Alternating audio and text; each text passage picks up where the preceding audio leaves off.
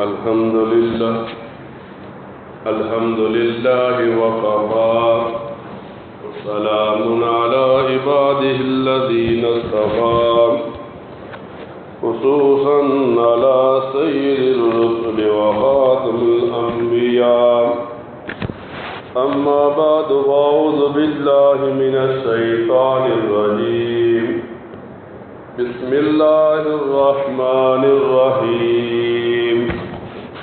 أما يتساءلون عن النبأ العظيم الذي هم فيه مختلفون صدق الله مولانا العظيم إن الله وملائكته يصلون على النبي يا أيها الذين آمنوا صلوا عليه وسلموا تسليما اللهم صل على محمد وعلى آل محمد كما صليت على إبراهيم وعلى آل إبراهيم إنك حميد مجيد اللهم بارك على محمد وعلى آل محمد كما باركت على إبراهيم وعلى آل إبراهيم إنك حميد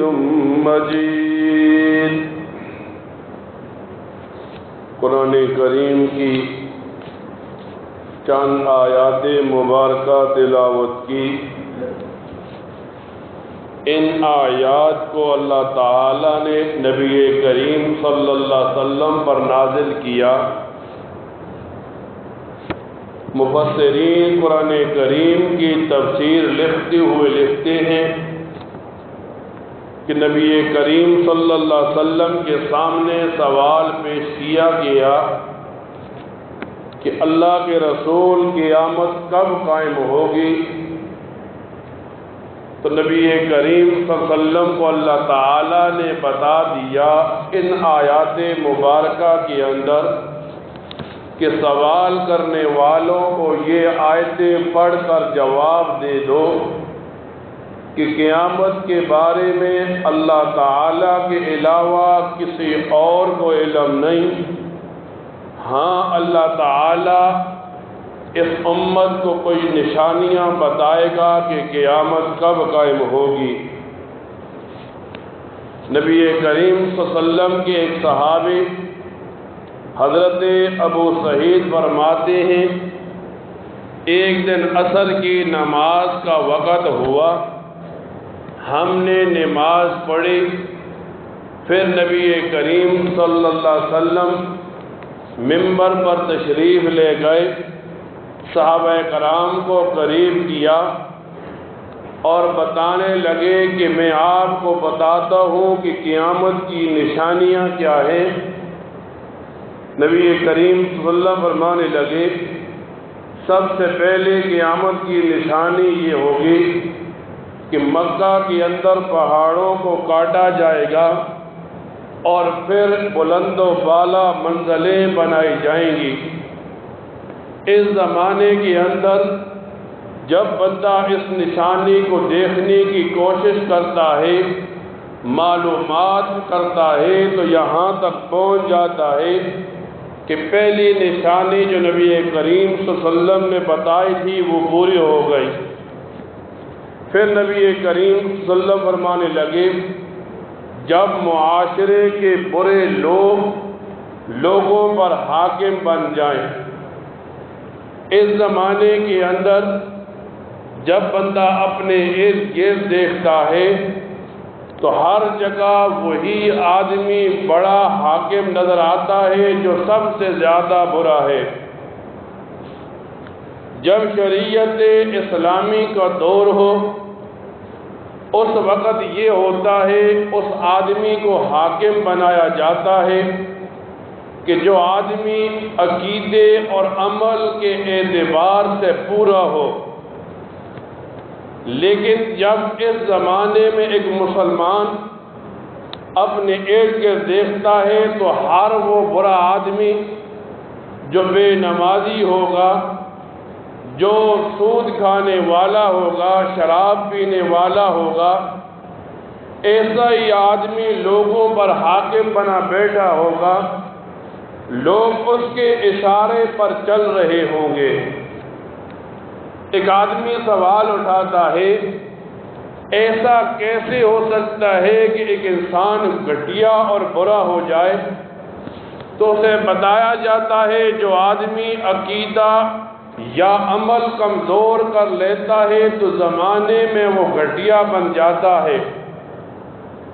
پھر جب آدمی کا عمل برا ہوتا ہے تو وہ اپنی ذات کے لیے گھٹیا بنتا ہے۔ جب اس کا عقیدہ خراب ہوتا ہے تو وہ آدمی جہنم کو خریدنے والا بنتا ہے۔ مثال کے طور پر ایک آدمی نماز نہیں پڑھتا تو یہ اپنے لیے جہنم خرید رہا ہے، یہ اس کے عمل میں کمزوری ہے۔ لیکن اس زمانے کے اندر ایک آدمی کا عقیدہ کمزور ہے، اللہ تعالیٰ کے بارے میں ہو، نبی کریم صلی اللہ علیہ وسلم کے بارے میں ہو، صحابہ کرام کے بارے میں ہو، ائمہ کے بارے میں ہو، تو یہ عقیدہ اگرچہ وہ عمل زیادہ کرتا ہے لیکن عقیدہ ٹھیک نہ ہونے کی وجہ سے وہ زمانے کے گھٹیا لوگوں میں گنا جائے گا، کل قبر اور قیامت میں جہنم کے قریب کر دیا جائے گا۔ آج اس زمانے کے اندر ایک مسلمان کو سیدھی راہ پر لا کر کھڑا کرنے کی کوشش کی جاتی ہے، اسے بتایا جاتا ہے فلاں آدمی گمراہ ہے، فلاں آدمی کے ساتھ تعلقات ٹھیک نہیں ہیں، تو لوگوں میں جوش ابھر آتا ہے۔ مثال کے طور پر ابھی 7 ستمبر کا دن گزرا، مسلمانوں کو بتایا گیا کہ ہر وہ آدمی کافر ہے جو نبی کریم صلی اللہ علیہ وسلم کے بعد کسی اور آدمی کو نبی مانے، اور اس میں سب سے پہلے وہ لوگ جو قادیانی ہیں وہ کافر ہیں۔ اب ایک مسلمان کو یہ نہیں بتایا جا رہا کہ میں کافر بنا رہا ہوں، بلکہ اسے بتایا جا رہا ہے کہ فلاں کافر ہے، اس سے بچنا ہے، عقیدے کو مضبوط کرنا ہے۔ ایک آدمی صحابہ کرام آل بیت پر لعن طعن کرتا ہے تو مسلمان کو بتایا جا رہا ہے یہ آدمی وہ ہے جس پر اللہ تعالی فرشتے ساری دنیا لعنت کرتی ہے۔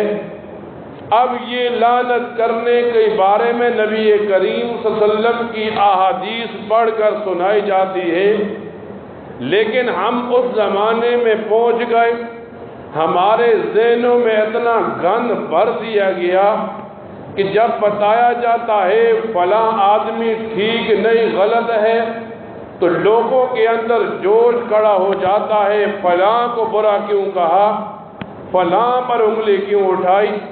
حالانکہ جب تو ایک آدمی کسی غلط کے پیچھے چلتا ہے تو اسے بتایا جاتا ہے وہ بھی جہنم جائے گا، تم بھی اس کے پیچھے جہنم چلا جائے گا۔ تو اس لیے اس زمانے کے اندر جب بندہ دیکھتا ہے اس گرد میں تو ایسے لوگ نظر آتے ہیں جو خود بھی گمراہ تھے، وہی مسلمانوں پر حاکم بن کر بیٹھ گئے۔ پھر نبی کریم صلی اللہ علیہ وسلم فرماتے ہیں جب قیامت کے قریب ہم لوگ پہنچیں گے تو لوگ اپنے والد کی نافرمانی کریں گے، اپنے دوست کی رائے کو مقدم کریں گے۔ آج کل جب ہم اس زمانے میں پہنچ گئے تو اولاد نافرمان ہوتی جا رہی ہے، والدین پریشان ہوتے جا رہے ہیں۔ کتابوں میں ایک واقعہ آتا ہے، حضرت فاروق اعظم کا دور ہے، ایک بوڑھا انسان آتا ہے اور آ کر یہ سوال کرتا ہے کہ جناب امیر المومنین میرا ایک جوان بیٹا ہے جو میری نافرمانی کرتا ہے۔ تو فاروق اعظم نے اس کے جوان بیٹے کو بلایا اور اس کے سامنے یہ بات رکھی، تو وہ نوجوان کہنے لگا امیر المومنین جب میں پیدا ہوا تو میرے والد نے میرا نام ایسا رکھا جس کا معنی نالی کا کیڑا، گندا کیڑا بنتا تھا۔ جب میری پرورش کی باری آئی تو میرے والد میری پرورش دنیا کی طریقے سے کی، شریعت کے مطابق نہیں کی۔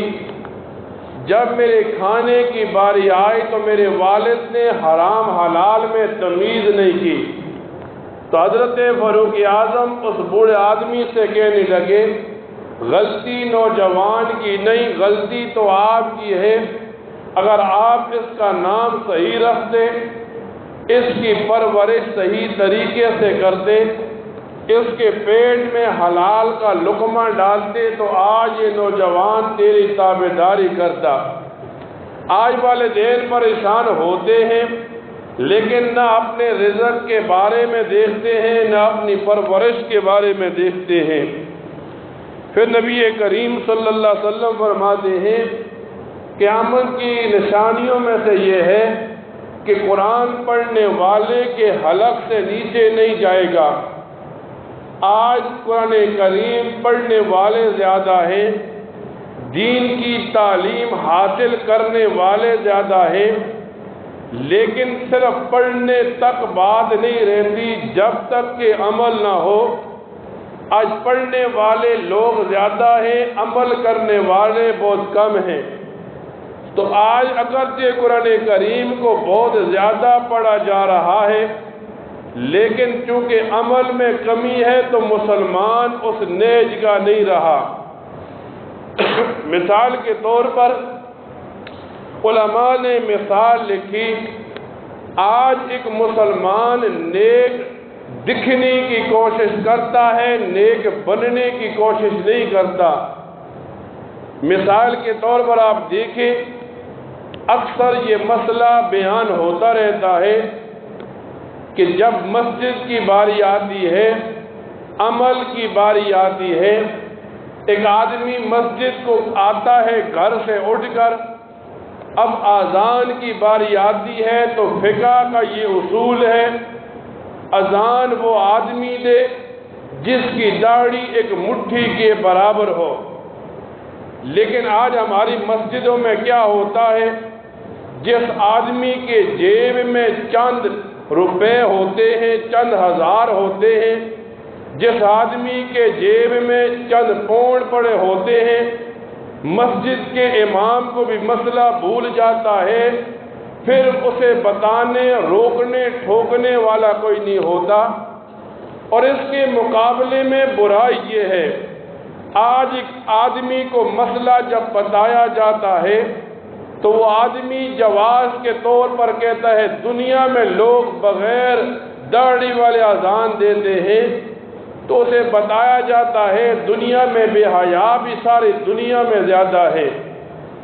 آج کل یہ ہوتا ہے، مسجد کا امام جب کھڑا ہوتا ہے تو اس کی نظر مقتدی کی جیب پر ہوتی ہے کہ مقتدی کی جیب سے 1000 کا نوٹ نکلے گا، میری جیب میں جائے گا۔ اب ایک آدمی اس حدیث کو سامنے رکھے کہ قرآن کریم پڑھا تو جاتا ہے لیکن حلق سے نیچے نہیں جاتا، تو ہوتا یہی ہے، عالم ہوتا ہے، مسجد کا امام ہوتا ہے، لیکن مقتدی کے ڈر سے وہ مسئلہ نہیں بتاتا۔ اور پھر یہ بھی ہوتا ہے سامنے غریب مقتدی ہو، مسجد کے امام کو مسئلہ یاد رہتا ہے، امیر ہو، زور والا ہو، امام مسئلہ بھول جاتا ہے۔ تو اسی بات کو سامنے رکھ کر جب ایک آدمی دیکھتا ہے اب امام میرے سامنے مسئلہ ڈر کی وجہ سے نہیں بیان کرتا، پھر داڑھی منڈا بھی اذان دیتا ہے، داڑھی کٹا بھی اذان دیتا ہے، اس کو روکنے والا کوئی نہیں ہوتا۔ تو نبی علیہ السلام اسی وجہ سے فرماتے ہیں قرآن کریم پڑھا تو جائے گا لیکن حلق سے نیچے نہیں جائے گا۔ ہم مسائل بیان بھی کرتے ہیں، ہم مسائل سنتے تو ہیں لیکن عمل کی نیت سے نہیں سنتے، بس مزہ لینے کے لیے سنتے ہیں، ایک کان سے سنتے ہیں دوسرے کان سے نکال دیتے ہیں۔ نبی کریم صلی اللہ علیہ وسلم فرماتے ہیں قیامت کی نشانیوں میں سے یہ ہے کہ جب ایک مسجد کی باری آئے گی تو مسجد میں شور و غل زیادہ ہوگا۔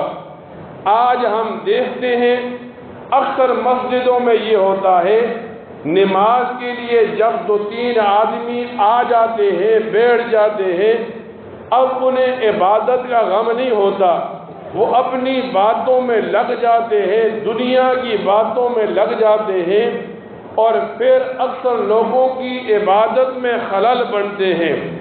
تو ایک مسلمان کو یہ بتایا جاتا ہے آپ مسجد آئے ہیں تو مسجد عبادت کی جگہ ہے، یہاں نہ تو شور و غل کیا جائے اور نہ ہی کسی کی عبادت میں خلل ڈالا جائے۔ لیکن آج مسلمان اس نہج پر پہنچ گیا کہ جب اس قسم کے مسائل وہ سنتا ہے، سننے کے بعد وہ مسائل جہاں سنتا ہے وہیں چھوڑ جاتا ہے اور اپنی مرضی کے مسائل کو بنانے کی کوشش کرتا ہے۔ اسی لیے یہ قیامت کی نشانیوں میں سے ایک نشانی بن گئی کہ آج مسلمان دکھنے کی کوشش کرتا ہے، بننے کی کوشش نہیں کرتا۔ تو ہمیں کیا چاہیے کہ ہم پہلے مسلمان بننے کی کوشش کریں۔ ہمارا عقیدہ ہونا چاہیے کہ اللہ تعالیٰ ایک ہے، نبی کریم صلی اللہ علیہ وسلم نبی ہونے کے بعد آخری نبی ہے، سارے صحابہ پر حق ہے، چاروں اماموں میں سے کسی ایک امام کی تقلید کرنا یہ واجب ہے۔